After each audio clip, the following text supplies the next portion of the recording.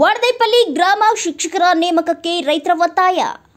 ರಾಯಚೂರು ತಾಲೂಕಿನ ವಡದೇಪಲ್ಲಿ ಗ್ರಾಮದ ಸರ್ಕಾರಿ ಶಾಲೆಗೆ ವಿಜ್ಞಾನ, ಹಿಂದಿ ಮತ್ತು ದೈಹಿಕ ಶಿಕ್ಷಕರನ್ನ ನೇಮಕ ಮಾಡಬೇಕು ಎಂದು ಕರ್ನಾಟಕ ರಾಜ್ಯ ರೈತ ಸಂಘ ಹಾಗೂ ಹಸಿರು ಸೇನೆ ಪದಾಧಿಕಾರಿಗಳು ಕ್ಷೇತ್ರ ಶಿಕ್ಷಣಾಧಿಕಾರಿಗಳಿಗೆ ಮನವಿ ಸಲ್ಲಿಸಿ ಒತ್ತಾಯಿಸಿದರು.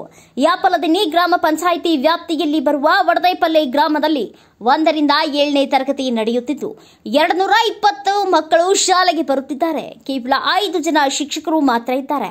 ಇದರಿಂದ ಮಕ್ಕಳು ವಿದ್ಯಾಭ್ಯಾಸ ಕಲಿಯಲಿಕ್ಕೆ ತೊಂದರೆಯಾಗುತ್ತಿದೆ ಎಂದು ಆರೋಪಿಸಿದರು.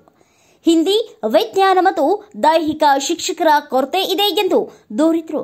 ಗ್ರಾಮೀಣ ಪ್ರದೇಶಗಳಲ್ಲಿ ಗುಣಮಟ್ಟದ ಶಿಕ್ಷಣ ನೀಡಲು ಈ ಕೂಡಲೇ ಶಿಕ್ಷಕರನ್ನ ನೇಮಕ ಮಾಡಬೇಕು ಎಂದು ಒತ್ತಾಯಿಸಿದರು.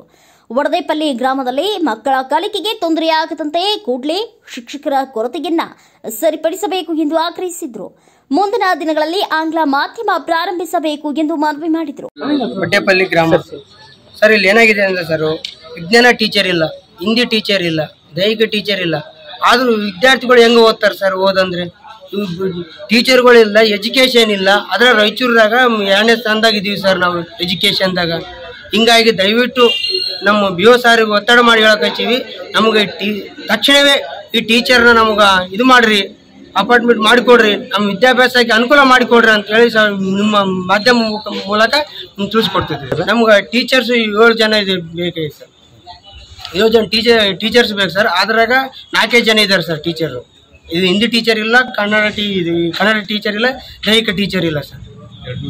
222 ಮಕ್ಕಳಿದ್ದಾರೆ sir.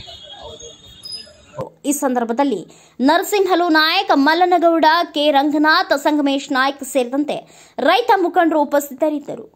Bureau report, Garladinni Veeranagouda, Bharat ವೈಭವ news, Raichur. Thanks for watching. Read, discuss and debate with editor Dr. Yan Prashant Rao. Wanted reporters in print, digital and visual media for Bharat Vaibhav Daily Newspaper, BV News Channel and BV Fast Web News from all the talukas of Karnataka. If interested, send your resume to 9010229369.